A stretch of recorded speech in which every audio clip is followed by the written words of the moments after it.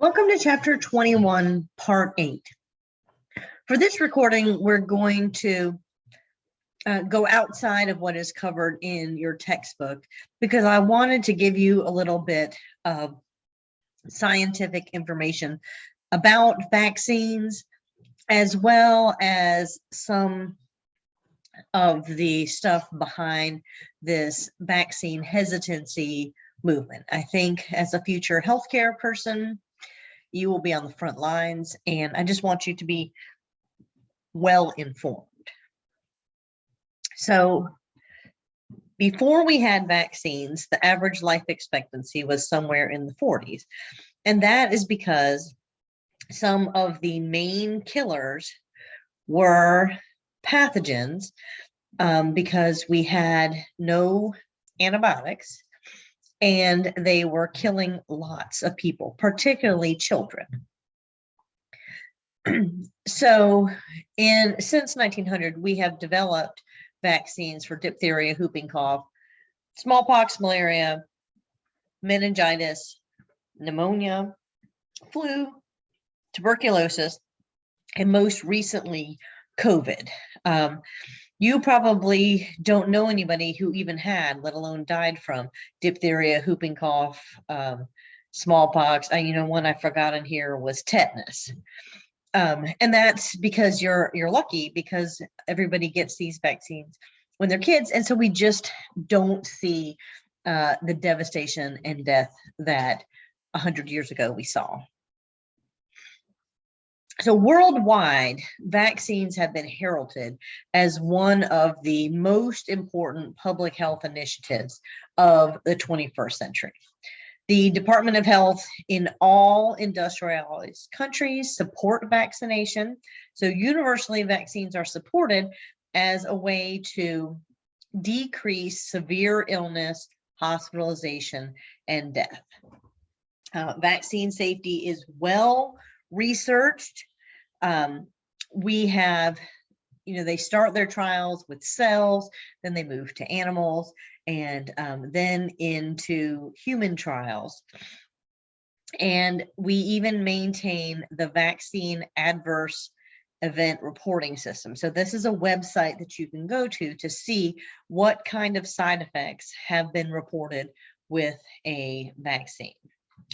And so overwhelmingly, departments of health in all industrialized countries are touting the efficacy and safety of these routine vaccinations.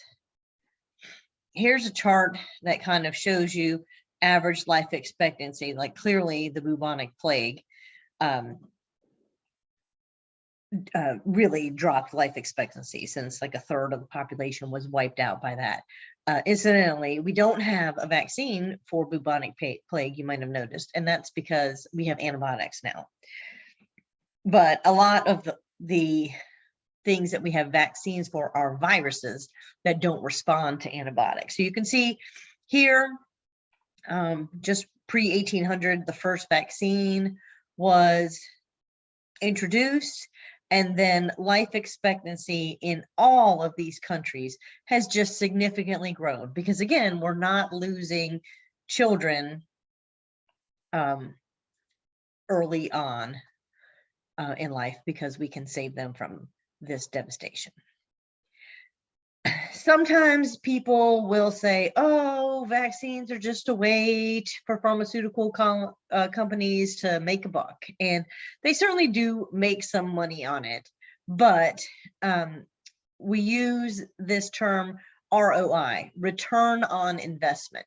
So for every $1 that you spend in a vaccine or vaccine development, healthcare is going to save $7. So it is definitely more cost effective to vaccinate someone versus letting them get sick and potentially hospitalized or have symptoms or need some kind of treatment. Additionally, vaccines are not the moneymaker that is causing pharmaceutical companies to make millions of dollars. They make far more money from drugs to fight diseases than they do for prevention. And then, so we had this overall 7-to-1 return on investment. But you can see, so polio saves $5.40. Every $1 spent on a polio vaccine is going to save $5 in healthcare costs. MMR is the measles, mumps, and rubella. That's a big savings right there, $2.26. Hepatitis B is 14. DTaP is diphtheria, tetanus, and pertussis. So that's a multi disease vaccine. So it's going to save more. So we certainly all save a lot of money. Just think about how many days off you'd have to be out of work, or if your kid is sick, how you have to stay out of work, plus the medicine to treat them. So it's very cost effective for vaccines. Smallpox was a virus that was leaving lots of children disfigured, blind, and even dying. It was the first vaccine that we had developed. And if you want, there were really cool documentaries and YouTube videos about how they developed this. But we were able to successfully eradicate smallpox worldwide, because worldwide more than 80% of people were vaccinated for it, who were then not getting it and not spreading it. And so in 1980, the WHO, is the World Health Organization, declared smallpox is eradicated. We don't even have to vaccinate for it anymore because nobody is getting smallpox. So children and just regular people, adults, are not getting vaccinated for smallpox. If you're going to be doing some research in a lab with smallpox, you will get vaccinated for that. And people in the military still get it because we send them into all kinds of conditions, and you never know what might be there. Additionally, we had really good success with measles. That's the first M of the MMR vaccine. And it was declared eliminated for 20 years between 1980 and 2000. So you'll see we have an event that happened in the late 1990s that really caused parents to drop in their dedication to having their children vaccinated. And that is what allowed measles to return to the United States. So measles had not been worldwide eradicated like smallpox, but in the United States, we had really not seen measles for this 20-year period. Then it returned because we had some international travelers who brought the measles to our country.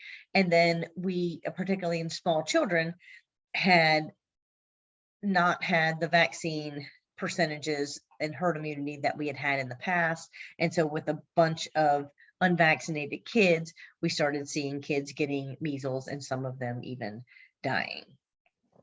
And so I think I made this point already, but generations which have experienced the devastation of disease are usually the strongest proponents for vaccine. If you watched other kids in the neighborhood die of polio, then you are going to work hard to get your children vaccinated for polio. And probably when the grandchildren come around, you're going to be an advocate for that because you have actually seen that. Now, probably you and not I have seen someone suffering from polio. So we might be like, do we really need to worry about polio? I don't really know anybody who has it, but that's the same mentality that happened with this measles. So we have to be vigilant as public health advocates to maintain this protection.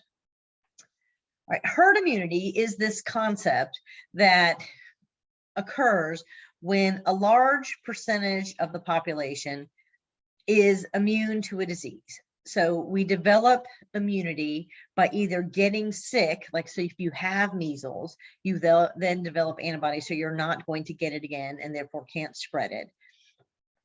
Or you get a vaccine. So again, you're not getting sick and you're not spreading it. So the more people in our population that are protected, the less likely this disease will spread from person to person. This is really great because there is a percentage of the population who cannot get vaccinated. Maybe they are immune compromised, maybe they are allergic to ingredients in the vaccine. So those populations have to be protected. And when the rest of the population is vaccinated or has natural immunity, then we can prevent that and protect those delicate members of our community. So we like herd immunity to be upwards of 90%, so that we know that the whole community is protected. Those are who are immune from sickness or vaccine, as well as those who can't get the vaccine. Now, sometimes people might say, oh my gosh, well, I would much rather have natural immunity than a vaccine. But you have to remember that with natural immunity comes a risk of getting sick, hospitalized, or dying. So when we take a vaccine, we actually end up with the exact same kinds of antibodies and protection, but it's kind of like a convenience so that we are not sick or risking severe illness, hospitalization, or death. So here's a picture for people like me who like the picture. So the blue people are healthy people who have not been vaccinated. The yellow person is a healthy person who has been vaccinated. And the red person is someone who is not vaccinated and who is contagious. Okay, so if we only have a few people in our population vaccinated, then this disease is going to spread rapidly. I don't want to make everything about COVID, but since you all have lived through this experience, you know how rapidly that was spreading initially. Now, when we look at things like measles and chickenpox and tetanus and diphtheria and all these diseases where most of the kids, probably most of you, have been vaccinated against that. So we've got, here's one healthy person who has not been vaccinated. Here's the sick person. Here's a couple more who aren't. So this is the exact opposite of this, where the majority of the people have immunity, but you still got a sick person here, and the sick person can still spread it, but it is far less likely to spread among this population that has antibodies and memory against this disease. So basically, when you've been vaccinated, your body has created this reserve army of immune cells. Those are the T cells, so that when exposed to whatever germ this is, they say, wait a minute, we've seen it, unleash the army takes over and destroys it. So nobody's getting sick, nobody is spreading it along, and nobody is getting hospitalized or dying. Okay, so pre-2000, we had really great vaccination rates. And so we're going to talk about this incident with Dr. Wakefield coming up. You have probably heard about a study with the MMR vaccine and autism. So that occurred in the late 90s and really kickstarted this vaccine hesitancy movement. So since then, the number of kids vaccinated has been falling. Some kids do have allergies. Some are immune compromised. Those kids, those are the ones that we have to protect with the herd.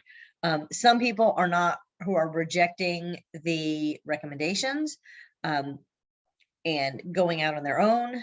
And some people are saying, hey, I'm just going to let everybody else get vaccinated, and then their herd immunity will protect me. But reducing herd immunity puts everybody at risk. So we need healthy people to be vaccinated to help protect the marginal populations who can't get vaccinated. And so this actually is an old, this is a 2019 statistic, pre-COVID. About 100,000 Americans die every year from vaccine preventable infections. Now, you know, at the height of COVID infections, we were losing 2,000 or 3,000 Americans a day. So clearly, if we add COVID into this, that makes these numbers exponentially bigger. But I left these figures in here so we could just look at this pre-COVID. All right, so why are people hesitant? Long before the Dr. Wakefield incident, communities of color have had some mistrust of medicine. And these are real reasons. And when we look at these, we can see, first of all, there was no equity in healthcare. And hospitals were not even desegregated until 1965. So before 1965, if you were a person of color, you were coming in the basement of a hospital, maybe allowed to be a subject at a medical school or a teaching hospital, and or not given the same level of care as the white people who came through the front doors of the hospital. So first, that's unfair. Then there were really some scientists who took advantage of these populations and did some really unethical clinical trials and used these people as guinea pigs. Now, since then, we have really improved our medical ethics so that these kind of things cannot happen again, but they're part of history and history among groups, and people share this information because some horrible things happen. So what we see is we're going to talk about the Tuskegee syphilis study. We're going to look at the initial clinical trials for oral contraceptives, birth control pills, that were done with women who live in Puerto Rico. We're going to learn about this wretch of guy, Dr. Sims. I don't even think we should call him doctor, who decided that he needed to learn, because when he was working, nobody really knew the ins and outs of female reproductive structure. So he decided he was going to do some experimental gynecologic surgery. Then we're going to talk about Henrietta Lacks, who is famous today because her cells are the basis of the cell lines that at any given day we order from our suppliers so that we can do research on cells, right? We like to do research on cells before we do them on animals to prevent animals from getting sick. And so this woman is the one who donated her cells, except I say donated, except that they took them and didn't even get her consent. So that's a problem. And then we've seen that different groups, particularly communities of color, are not treated for pain equally. So this is a lot of reasons. So let's look at Tuskegee. Everybody should know this study. Look, I mean, it started in 32, but it went through 72. And I realize that's probably like when your parents were born, but still, that is recent history. So this was a study that was looking at the progression of syphilis in African American men. So syphilis is a bacterial infection that literally one by one picks off the systems of your body and is fatal without treatment. Now, we developed antibodies for syphilis, I want to say somewhere in the 40s or 50s. So we had some antibiotics that we could have treated folks for, but they decided to continue this study. And so in 1932, these researchers were just looking at what happens when you get syphilis. How does it progress? What happens to your brain? What happens to your heart? What happens to your skin? What happens to your kidneys? All of that. We were watching it progress in this group of volunteers, if you will. So these were people who, again, in 1932, we didn't have informed consent, but they were basically misled and not told that they would not be getting the best treatment for this disease. And then obviously when the treatment came around and we had the antibiotics that, like, now if you have syphilis, it's a shot of penicillin in your butt cheek and on you go, and it's not deadly at all. But before we had the antibiotics, it killed lots of people. But these antibiotics were withheld from this group of participants so the researchers could continue to study the progression of syphilis. So they were not treated, they were misled and did not give informed consent. And clearly they died because if you withhold treatment, syphilis is fatal. So horrible things. And clearly, if there were people still in the study in the 70s, their families remember this, they talk about this. And when you share studies about this, it breeds this mistrust. Now, I'm saying these researchers were awful, so they should not be trusted. But if you are going into healthcare and trying to be an ethical and preventative healthcare provider, then in addition to learning all the medicine that you have to learn, we have to rebuild trust with populations that have been misguided. And so today, a lot of people who remember this study are going to be really hesitant to go to the doctor at all, and certainly not to allow someone to inject something with them that they don't understand what it does or how it works. The birth control trial. So this is just the bottle of the first birth control we had out there. In the mid 50s, we had moved from animal models and we're ready to try the first clinical trials of this oral contraceptive. And they put the trial in Puerto Rico, where we had a lot of poor, uneducated women who couldn't read, and who did not want to be pregnant, because if you are not contracepting, then you are probably going to get pregnant if you're having sex. And so these were women who had multiple pregnancies, and at this time, the people in charge in Puerto Rico were wanting to sterilize these poor, uneducated women after they had a couple kids. So women were scared of surgery that they didn't understand, did not want to be sterilized.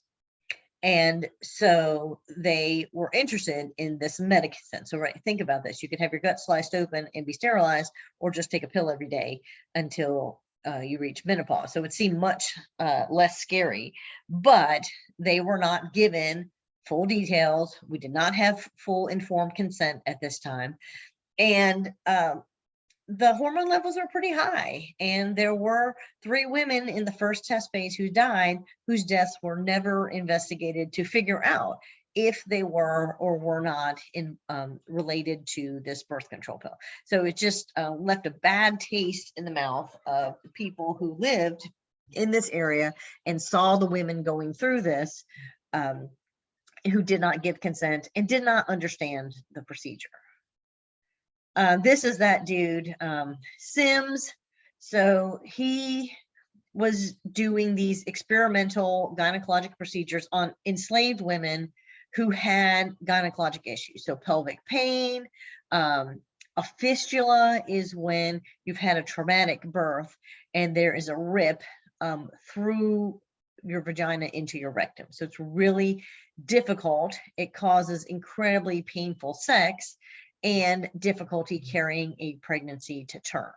So if you are an enslaved woman, kind of part of what your job was to produce some babies.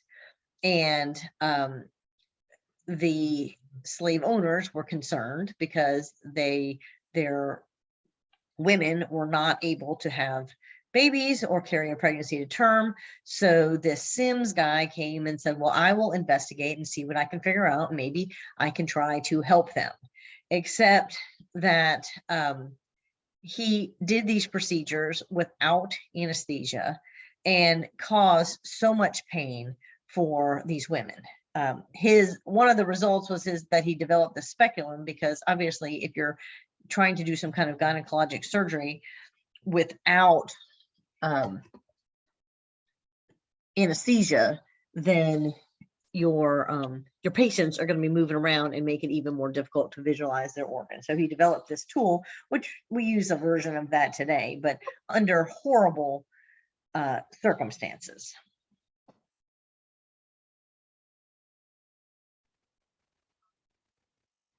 All right, Henrietta Lacks. So this was an African-American woman who had cervical cancer that she fought for a couple of years, but eventually died of the cancer in 1951.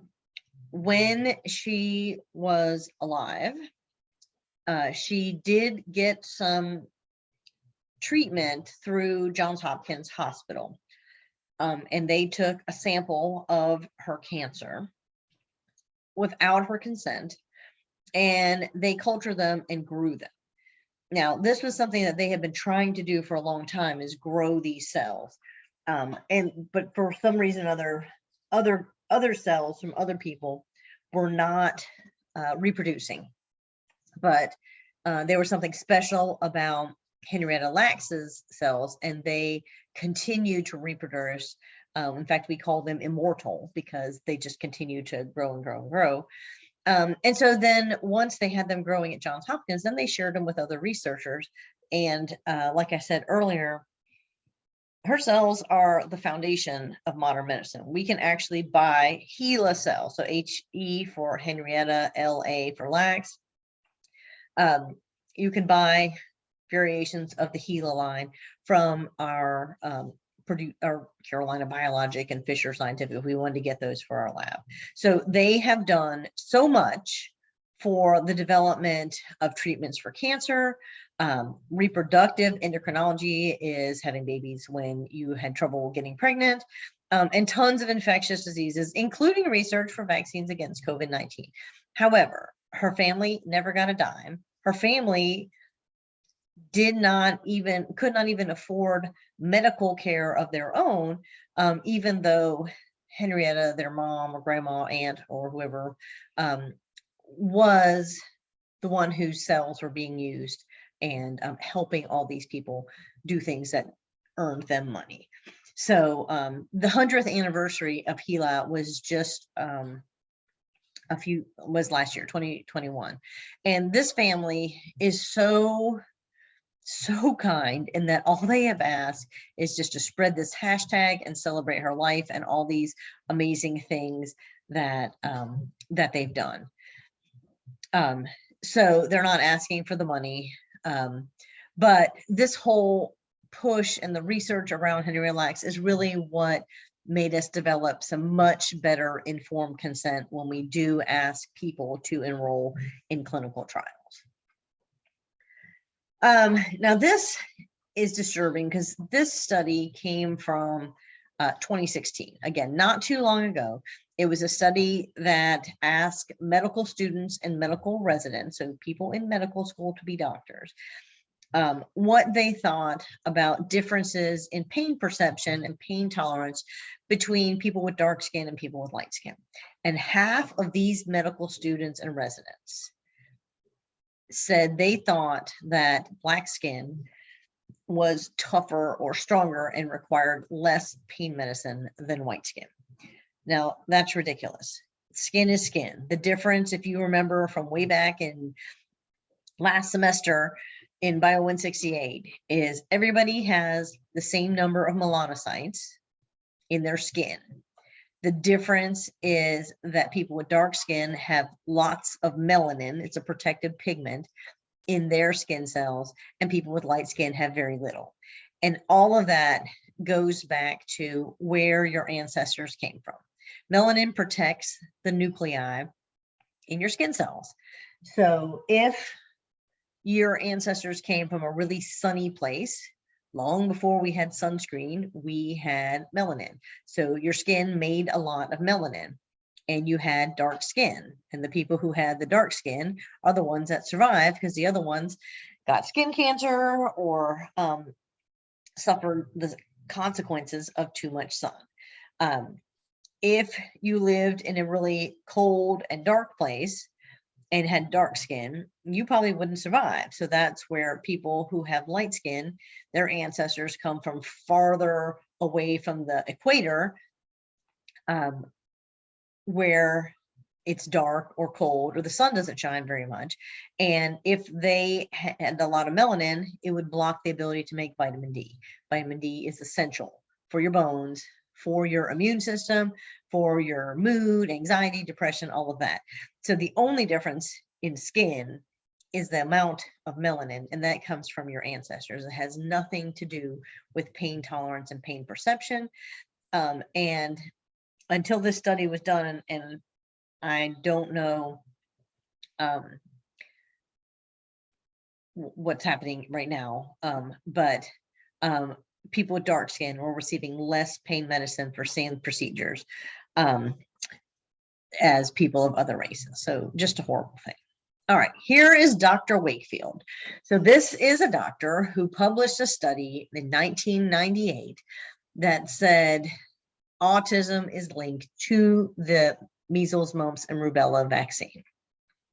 So, of course, any good parent hears this study and says, oh my gosh, I am not going to get this vaccine for my child. Autism is scary, and I have not heard of anyone who has measles, mumps, or rubella, so I am just not. And so it set off this domino effect of parents who did not want to vaccinate their children. Now, nearly immediately, this study was retracted, right? So it was published, and then people were like, this is a ridiculous study. It was a study of 12 children. Anybody who has looked at research, we've done the scientific literacy assignments that tell us you need large populations to be a good study. And of these 12, most of them had symptoms of autism before their vaccine.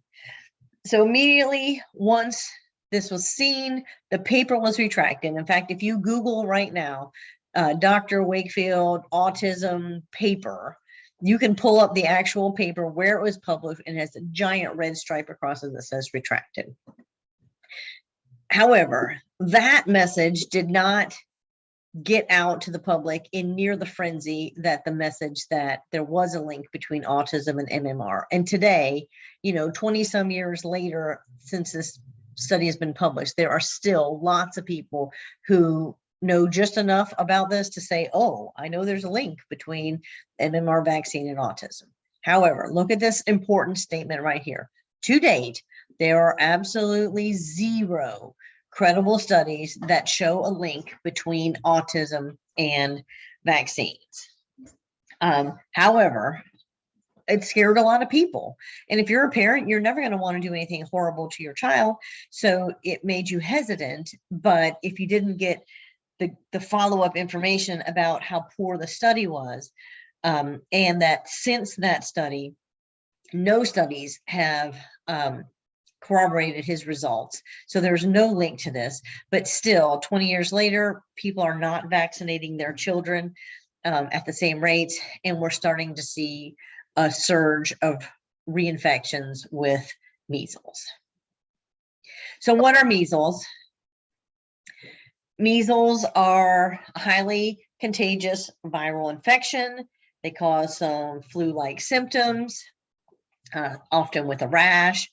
You can actually pass this from your mom to the baby. About 20% of the people who get this are going to require hospitalization, and some of those are going to die. So here's your study. In 2000, in the whole United States, we had 86 cases of measles. 2019, look at the numbers. We have more than 10 times as many here. This is what measles looks like. So it's a rash. It looks horrible. And if it doesn't kill you, you do have lifelong immunity. So pretty much anybody who was born before the vaccine was available, we assume that if they survive, they have immunity to measles. So only about 5% of the people who have measles died. So that's not a lot. But I mean, of course, if you're a child, it's super important. But why did they make a vaccine when only 5% of the people were dying? And that was because even though you didn't die, these kids were sick for a long time. Most every kid who got measles had to repeat a grade. Many were in the hospital. It's just a hardship on everyone, and especially the child. So vaccine hesitancy grew after the 2000s, where we had rates of over 90%. They dropped down to 60 to 80.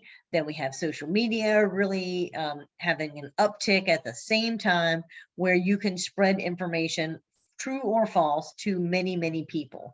But it seems like the conspiracy theories and the misinformation just thrives in that environment. So as future scientists and healthcare professionals, we really need to help improve our public scientific literacy. Talk to people about what is the primary source of data. It's not Facebook, it's a journal article. It's not the news report, because sometimes they will twist the truth. We need to look and help the public understand what's a good clinical trial and what's a poorly designed clinical trial. And then we need to educate the public about how to draw conclusions from the data. Now, there's going to be plenty of people who are like not interested in all this science kind of learning. So then that is when we say, choose a doctor that you trust and do what your doctor says.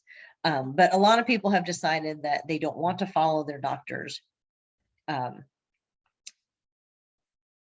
guidance, and then they withdraw. And a lot of times pediatricians, especially these days, if you're not willing to vaccinate your kids, there's some pediatricians that will take you and some that won't. Here are just two references for you. So if you want to look at this Wakefield, you can look at it up here in this link to the Lancet. This is also a really great article, I think, to empower future healthcare providers about how to respectfully talk to people who are hesitant about vaccines, because we don't want to be shaming, because I think most people who are refusing vaccines just really don't understand the depth and how important it is to especially protect the vulnerable populations. This I thought was a really interesting slide. So I used to show this pre-COVID, and it's kind of fascinating because now we have seen stuff like this with COVID, whether it's for testing or vaccines. But this is a picture of families lined up to get the polio vaccine. Because if you remember, well, of course you don't remember, you weren't there. Polio was killing lots of children. It was spread, especially through water. So there was no swimming and playing outside. In fact, during the polio epidemic, schools were closed. We don't hear a lot about this because, again, this was so long ago, but they used to do school over the public radio. And so kids would be at home listening to their teachers talk over and do their lessons over the radio. So anyway, I think that's kind of cool.